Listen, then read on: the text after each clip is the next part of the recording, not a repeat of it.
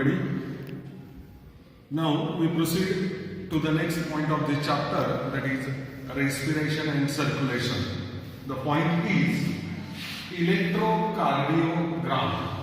Electrocardiogram. What is meant by electrocardiogram, or what is the definition of electrocardiogram? See here. Graphical recording of electrical variations. Graphical recording of electrical variations that detected at the surface of body during their propagation through the wall of the heart is called an electrocardiogram. See here, the word electrical variations means electrical variations are produced in the heart. आठवतंय का बघा, cardiac cycle.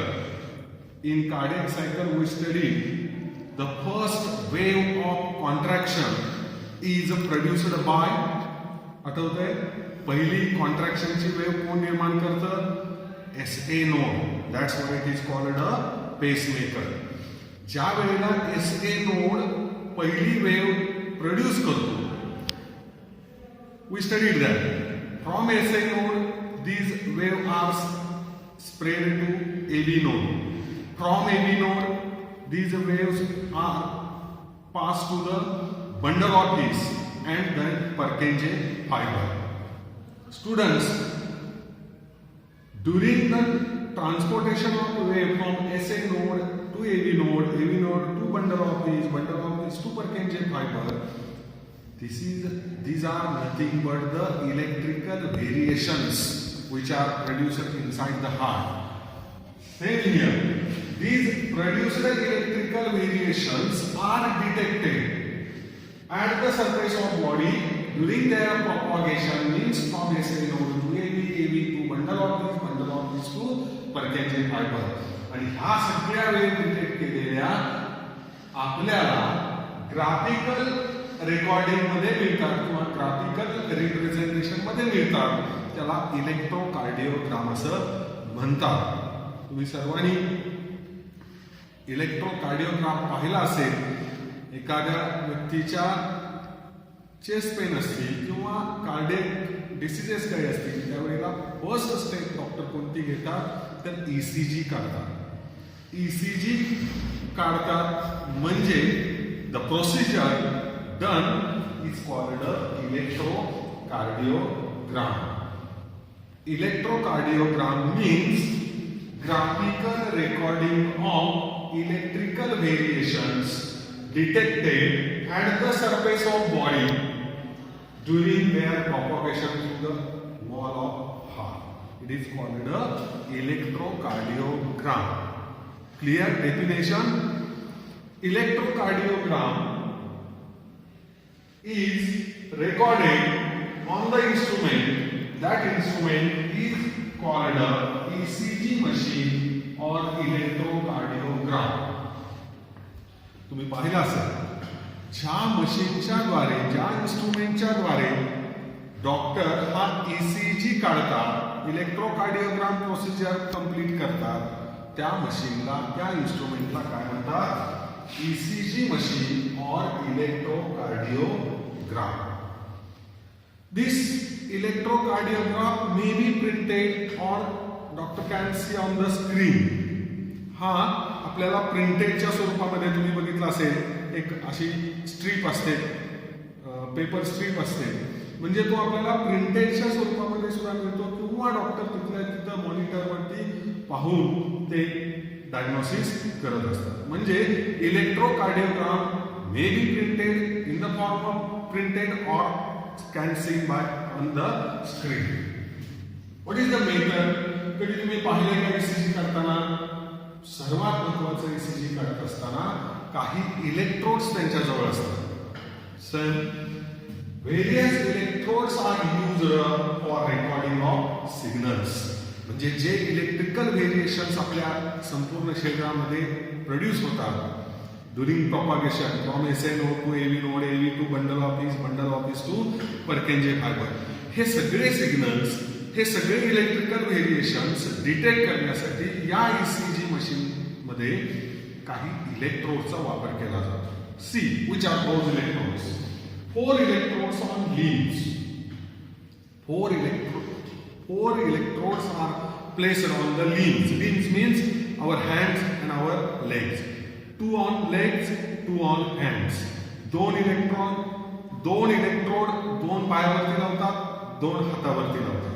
These are called limb electrodes. Limb electrodes. 2 on arms हातावरती and 2 on legs. म्हणजे हे 4 electrodes 2 हातावरती आणि 2 पायावरती, त्याला म्हणतात लिंब electrodes. And another electrodes are 6 electrodes which are used on the chest. 6 electrodes आपल्या चेस्ट वरती प्लेस केले जातात. These are called the chest electrodes. Means 2 types of electrodes are used in this methodology: limb electrodes and chest electrodes. 4 limb electrodes and 6 chest electrodes.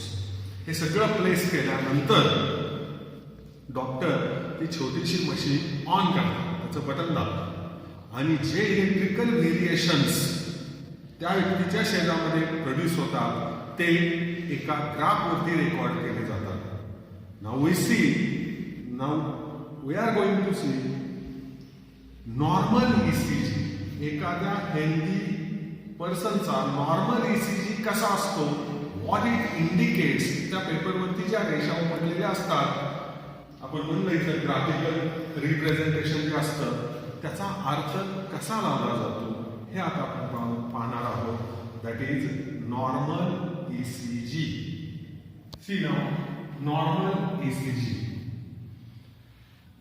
आपण सर्वांनी paper strip बघितलेले ज्याच्यावरती graphical representation ते उमटलेलं असतं. आता आपण नेमकं ते काय असतं हे बघणार आहोत. Normal ECG shows 3 waves. कुठलाही नॉर्मल ECG किंवा ECG पेपर तुम्ही ज्या वेळेला बघता त्यावेळेला त्याच्यावरती मुख्य 3 वेव्स आपल्याला पाहायला दिसतात. Which are those 3 waves? P wave, QRS complex and T wave. Normal ECG shows 3 types of waves. First P wave, second QRS complex and third T wave. Now see in the diagram. This is P wave. This is QRS complex or QRS wave. And last one, this is T wave. In normal ECG, on x-axis there is a time in second, and while on y-axis there is a millivolt current, electrical variations which is a producer. म्हणजे या y-axis वरती current किंवा millivolt घेतला जातो आणि x-axis वरती time second मध्ये घेतलेला असतो. या 3 वेव्ह आपल्याला याच्यामध्ये प्रिडॉमिनंटली दिसतात. एक P वेव्ह, दुसरी QRS कॉम्प्लेक्स आणि तिसरी T wave. Students, now we see what these waves indicate, what changes in our heart takes place, and that changes are detected on this paper in the form of P wave, QRS complex and T wave. About first P wave. P wave is a small upward, जो ग्राफचा baseline आहे त्याच्यापासून वरती निघालेली म्हणून upward, small upward wave is a P wave. What it represents? He P wave ज्यावेळेला आपल्याला अशी ग्राफमध्ये या इलेक्ट्रोकार्डिओग्राफमध्ये दिसते त्यावेळेला आपल्या हृदयामध्ये काय बदल झालेले असतात. What it represents P wave? P wave represents atrial depolarization. Atrial depolarization means atrial contraction. म्हणजे ज्या वेळेला SA node first impulse, first wave of contraction निर्माण करतो त्यावेळेला ती वेव्ह आपण कार्डियक सायकल मध्ये बघितलेला आहे, दोन्ही ॲट्रियम मध्ये पसरते आणि ॲट्रियमचं काय होतं, कॉन्ट्रॅक्शन.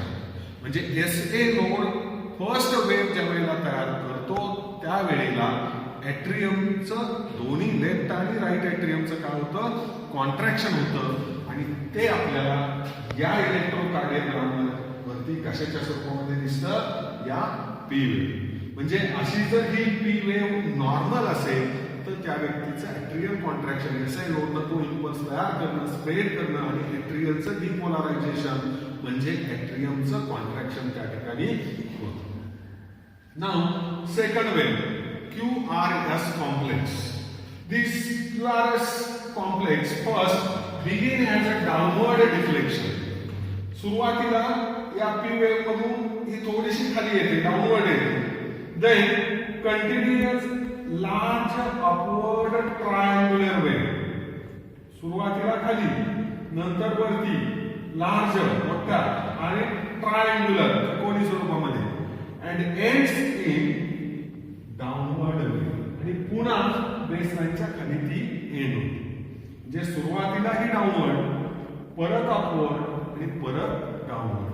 म्हणजे हा जो बेसलाईन आहे या बेसलाईनच्या सुरुवातीला खाली, नंतर वरती जाते आणि नंतर डाउनवर्ड होते. म्हणून QRS complex begin as a downward deflection, continuous as a large upward triangular wave and ends as a downward wave. What it indicates? What changes in the heart at that time? QRS complex. See it. It represents, QRS complex represents ventricular depolarization, means contraction of ventricles. बघा, SA node impulse wave of contraction तयार करतो, atrium मध्ये spread होतं, ॲट्रियमचं contraction होतं. त्याचबरोबर SA node कडून ती wave कुठे जाते, एबी नोड. एबी नोड ती वेव्ह कुणाला देतो, bundle of hills. Bundle of wave ती कुणाला देतं, पर्केंजन फायबर. आणि पर्केंजन फायबर दोन्ही व्हेंट्रिकल मध्ये ती वेव्ह स्प्रेड केल्यानंतर काय होतं, व्हेंट्रिकलचं contraction, that is called a ventricular depolarization. Means at the time of QRS complex on electrocardiogram it represents contraction of ventricles. म्हणजे जर एखाद्या व्यक्तीच्या शरीरामध्ये या पद्धतीने जर QRS कॉम्प्लेक्स वेव्ह असेल इलेक्ट्रोकार्डिओग्राफ वरती तर त्या व्यक्तीचं व्हेंट्रिक्युलर कॉन्ट्रॅक्शन हे व्यवस्थित आहे किंवा त्यामध्ये कोणताही डिफेक्ट नाही असं आपल्याला त्याच्यावरून समजतं. Then last wave, T wave. See here, this is T wave. It is a broad. P wave पेक्षा थोडीशी ब्रॉड असते. पी वेव्ह सारखीच अपवर्ड आहे, बेसलाईनच्या वरती आहे. T wave represents ventricular repolarization. Students, repolarization, not depolarization. What do you mean by repolarization? Repolarization means relaxation. आता आपण इथे बघितलं QRS कॉम्प्लेक्स मध्ये काय झालेलं असतं, व्हेंट्रिक्युलर डिपोलारायझेशन म्हणजे contraction of ventricles. T wave on the electrocardiogram represents ventricular repolarization, means relaxation of the ventricles. जे व्हेंट्रिकल्स कॉन्ट्रॅक्ट झालेले होते ते पुन्हा आपल्या मूळच्या स्थितीवरती येतात, याला म्हणायचं व्हेंट्रिक्युलर रिपोलारायझेशन. म्हणजे कार्डियक सायकल, आपण जे वन कार्डियक सायकल और वन हार्टबीट जे बघितलं, atrial सिस्टॉल means contraction of atrium, दुसरं व्हेंट्रिक्युलर सिस्टॉल म्हणजे व्हेंट्रिकलचं कॉन्ट्रॅक्शन, आणि तिसरं जायंट डायस्टॉल म्हणजे रिलॅक्सेशन ऑफ द व्हेंट्रिकल्स. तशा पद्धतीनंच इथं सुद्धा ज्या वेळेला टी वेव्ह नॉर्मल असते, अपवर्ड असते, ब्रॉड असते, त्यावेळेला इट इंडिकेट्स व्हेंट्रिक्युलर रिपोलारायझेशन. आणि या ठिकाणी एक कार्डियक सायकल आपल्या इथं कंप्लीट होतं. पुन्हा ज्या वेळेला एसए नोड पहिली वेव्ह ऑफ कॉन्ट्रॅक्शन निर्माण करतो त्यावेळेला पुन्हा या ठिकाणी काय तयार होतं, पी वेव्ह. पी वेव्ह नंतर ॲट्रियमचं कॉन्ट्रॅक्शन झालं की QRS complex, ventricular depolarization, contraction of ventricles, आणि नंतर टी वेव्ह म्हणजेच व्हेंट्रिकलचं रिपोलारायझेशन, रिलॅक्सेशन. कंटिन्युअसली अशा पद्धतीनं प्रत्येक कार्डियक सायकलचे हे जे इलेक्ट्रिकल व्हेरिएशन्स आहेत जे आपण ग्राफिकल रिप्रेझेंटेशन ग्राफिकल रेकॉर्डिंग मध्ये घेतो त्याला आपण काय म्हणलेलं आहे electrocardiogram. Now students, let's see what is the importance of electrocardiogram. Students, now see importance of ECG. मी सुरुवातीला सांगितलं की काहीही कार्डिओव्हॅस्क्युलर डिसीजच्या बाबतीत असू दे डॉक्टर पहिल्यांदा काय करतात तर ECG घेतात. Why this is? That is the answer. Importance of ECG. It helps to diagnose. ECG इलेक्ट्रोकार्डिओग्राम डॉक्टरांना किंवा आपल्याला डायग्नोज करण्यासाठी त्याचा उपयोग होतो. आता काय काय डायग्नोज करता येतं याच्या सगळ्यांना? पहिला, the abnormality in conducting pathway. Abnormality or defects in conducting pathway means transmission of wave of contraction from SA node to AV node to bundle of these and bundle of these to Purkinje fiber. हा जो काय pathway conducting pathway याच्यामध्ये कुठं abnormality आहे का, याच्यामध्ये कुठं defect आहे का हे डायग्नोज करण्यासाठी आपल्याला ECG चा उपयोग होतो. Second, it helps to diagnose enlargement of heart chambers. आपल्याला ECG अजून एक डायग्नोज करण्यासाठी मदत करतो. Enlargement of chambers, heart chamber two atria two ventricles. याचं एनलार्जमेंट झालेलं आहे का, याच्या साईज मध्ये काही डिफेक्ट आहे का, ॲबनॉर्मॅलिटी आहे का, हे आपल्याला ECGच्या साहाय्यानं डायग्नोज करता येईल. It also helps to diagnose damages to cardiac muscles, cardiac infarction. ECGच्या साहाय्याने आपल्याला कळतं की कार्डियक मसल्स मध्ये काही दोष आहेत का, काही डॅमेज झालेले आहे का, काही कारणामुळे कार्डियक मसल्स डॅमेज झालेले आहेत का, कार्डियल इन्फ्रॅक्शन आहे का, हे आपल्याला ECG मुळे समजतं. And also it helps to diagnose what are the causes of chest pain. Chest pain, angina pectoris that earlier we studied. Angina pectoris किंवा चेस्ट पेन ची नेमकी कारण काय आहे, व्हॉट आर द कॉजेस, हे आपल्याला डायग्नोज करण्यासाठी ECG चा उपयोग होतो. These are the importance of ECG or electrocardiogram.